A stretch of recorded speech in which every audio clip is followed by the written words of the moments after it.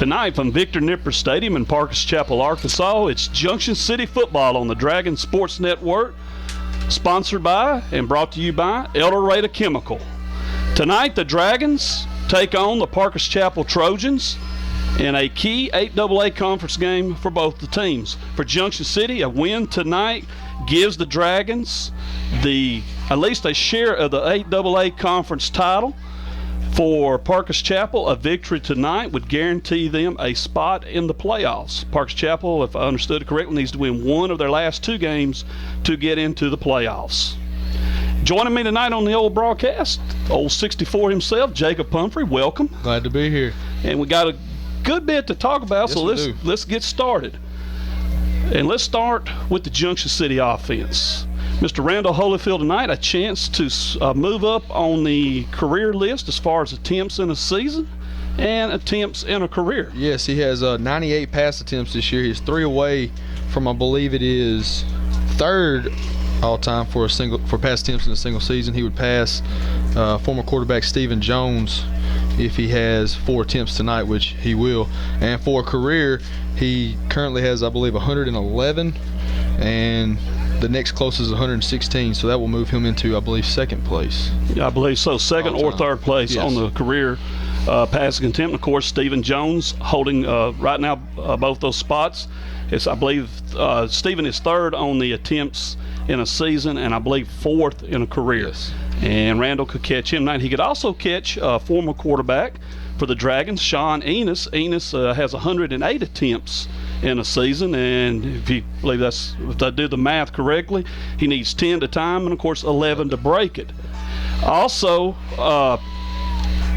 Randall, as far as yards, he's not very far off from moving up the list there, and I'll get into that in a minute. But right now, a little bit about the game day info as far as the Dragons and Trojans. This is Junction City's 6th meeting with Parkers Chapel. They've won the previous 5.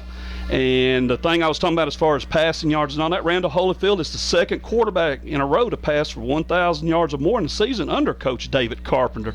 And to some people that kind of sound funny, like 1,000 yards in a season, what's the big deal?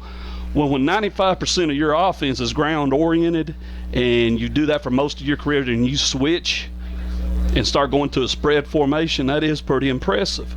He has passed for 1,007 yards and 17 touchdowns this year so far. Holyfield is now third on the school's career passing yards list with 1,058. I'm not sure who is also ahead of him at the moment, but well, actually I do. I know in Sean, I believe, and Shaquille Hunter, last year's quarterback. 12 different Dragons have caught a pass this season. 11 different Dragons have rushed the football. The Junction City offense, which we was talking about a little while ago, a lot of depth there, especially when you consider that your top 2 running backs are out for, both will be a game time decision tonight.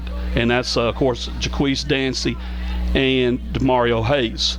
Filling in for them has been Keandre Evans and Josh Armstrong, and a very good job by both those guys holding the fort down, you might say, till Dancy and Hayes return.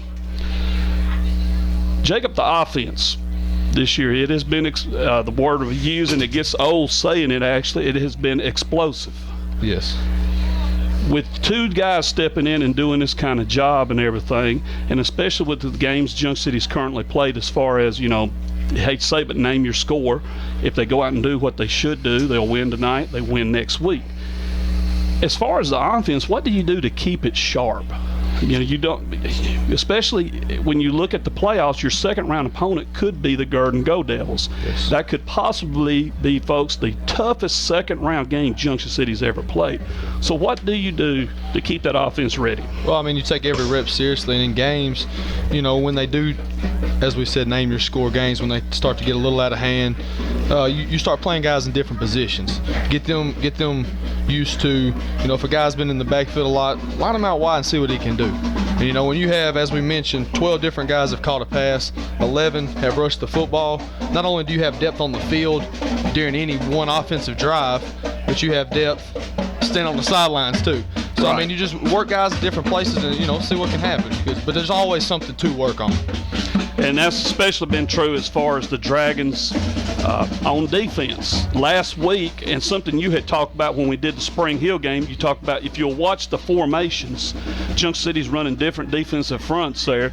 They're doing it on purpose for people to have to study possible playoff opponents. Last week, the same thing. The Dragons, and I mentioned it a couple times during the broadcast, they're rotating in a lot of linemen, or especially at two of the positions. The defense been looking very good. Listen to this. Taylor Mason last week against Woodlawn, 19 tackles. Josh Armstrong, and we'll talk again about this young man in a minute, 18 tackles. Jay Mitchell, 16. Jamario Bell, 15. 7 Dragons on defense this year, folks, have 45 or more tackles. 9 Dragons have 3 or more tackles for losses. That speed we've been talking about the whole season comes into play. For the defense, what do you expect to see tonight from Coach Carpenter and Coach Smith as far as what they're going to do? Well, when you see the tackle numbers that you just read off, that has a lot to do with, like we were saying, the fronts. You know, a 5-man front, 4-man front, or a 4-man front. And you bring your linebacker down inside. You know, when I was in high school, 95% run, we saw that all the time. Guys would move at the last second. They would slide over, bring a guy down. And as an offensive line, you have to think real quick. You have to know where you're going. Your blocking assignment may change, and that just throws a lot of things off kilter for the offense. And so you see these tackle numbers, and they fly to the ball. They fly to the football. And tonight it'll be the same thing. You got a quarterback in John Tyson, who I believe's the roster says he's 6 foot 210, but in football pads he looks like he's about 6'2". 225, so it'll be a load to take down. So, and speaking of Parker's Chapel, a couple more guys to mention there. I believe when we talked with Coach Housden, Gage Taylor, number 3, I believe, and a couple more there. Number 5, Lane Harbor. He also plays some quarterback, but he's also in the secondary, as is Taylor. He'll be split out wide tonight. And then on the offensive and defensive line, number 72, Will Jones. He's a senior. He is 6'6", 305 pounds, and he could very well cause some trouble for the Dragons tonight. And I believe, if I'm correct, without a doubt, has been attracting some colleges down to Parker's Chapel to see him play. I haven't really heard any names, but I have people been talking about he's being paid close attention to. Parker's Chapel, when I talked with Coach Housden, said that they've been known in the past for great starts, and then things kind of fizzle at the end. This year it was not quite the great start, but here they are. Yes. 3 weeks from the end of the season, still with a shot to make the playoffs. For Parker's Chapel to possibly win tonight, what do they have to do? For one, they have to account for where the weapons are. They have to be lined up in their defensive formation. They can't be slow to get up to the line as far as defensively, because Dragons, quick set, and as we talked about, folks at home probably get tired of us saying it, but the speed. I mean, it is all over the place for Junction City, and I really don't think that it can be stopped. Maybe contained to a certain extent. You would have to then hope your offense can battle with the defense of the Dragons, but it can't be stopped. It can only be contained. And you brought that up, a good point. Last week I had Rev, and by the way, our usual suspects on the scene here, Derek Watts. We've been doing the camera a little different now. We're going to have to kind of handhold it because of the angles we got to shoot from, so bear with us, folks. And the Rev, Ricky Watts, on stats. Ricky gave me a stat last week. Now check this out. The first quarter, Junction City had the ball 1 minute and 34 seconds. Woodlawn, 11 minutes, 11 seconds. Now some of that time goes into the second quarter also, and Woodlawn went up 8-7. Junction City gets the ball back, boom, they scored just like that. For the Dragons, the offense has really been the key the whole season. As fast as they can strike from anywhere on the field, and something you had mentioned was covering the field. When you defense them, you got to account for every single space. Junction City's offense tonight, you said they got to be, as far as getting ready for the playoffs, you take every rep serious. What do the Dragons need to do tonight, especially to please Coach Carpenter, and to take care of business and win this game? What is their focus? What is their game plan, so to speak? Well, the thing would be to stick to the game plan. I'm sure they've scripted some plays that they're going to run right out of the gate, and it's also going to come down to just a fast start. Start fast, jump on them early. As far as defensively, we'll see guys flying to the football, making plays. Doing what's expected. When you put on the Dragon uniform, that's what's expected, to play hard, and that is what they need to do tonight. And you kind of with it getting later in the year, cool, crisp in the air, and the grass is starting to turn. It's getting close to playoff football. You need to see some of the mental mistakes. Less and less mental mistakes. The jumping off sides. Late in the third quarter, because granted, we don't know yet tonight, but the third quarter could be out of hand in the third quarter. But what about in a month when you're playing the Gurdon, or when you're playing the Murfreesboro or Carlisle, another team from up north? That third quarter will be pivotal, and you want to see the mental mistakes, less and less through each week. And there's a very good point you brought up. I believe, help me out, Reb, the first drive Woodlawn had was 4 offsides, or it was 3 offsides and another penalty at 1 holding. And it gave Woodlawn that momentum, and Woodlawn took advantage of it and made them pay. Now, here's the thing. We talked about the Dragon offense, all the weapons. You cannot stomp them. You can only hope to try to contain some of them.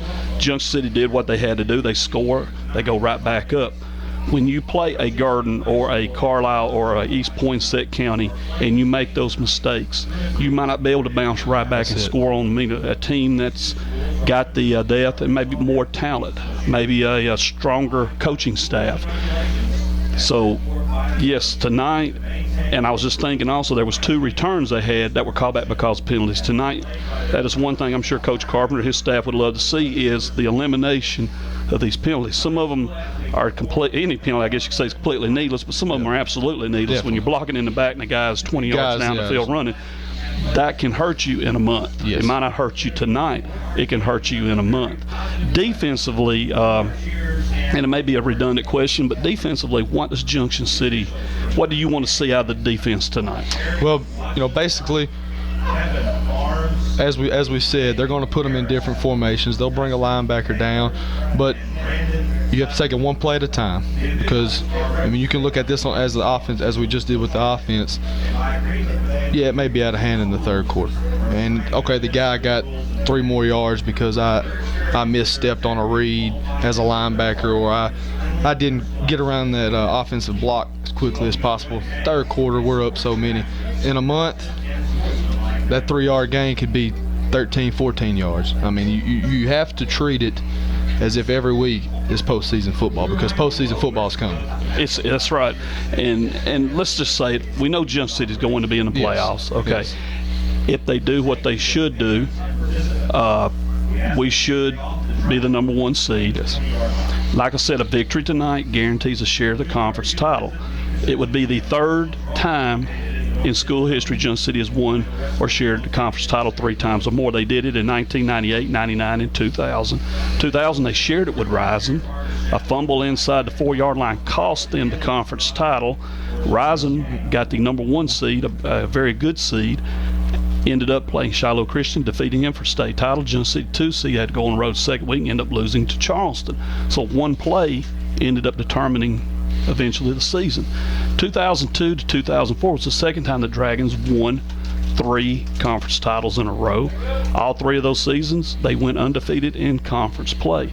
And of course, tonight, 2011, 2012, the Dragons undefeated, won conference, and a victory tonight guarantees them a share. And also would give them the number 1 seed for the playoffs. Josh Armstrong, we said we was going to talk about him. Let's talk about him. Folks, check this out. 126 tackles. He's averaging 19 tackles a game. And folks, right now we're going to pause. They're fixing to do the national anthem, and then we'll be right back.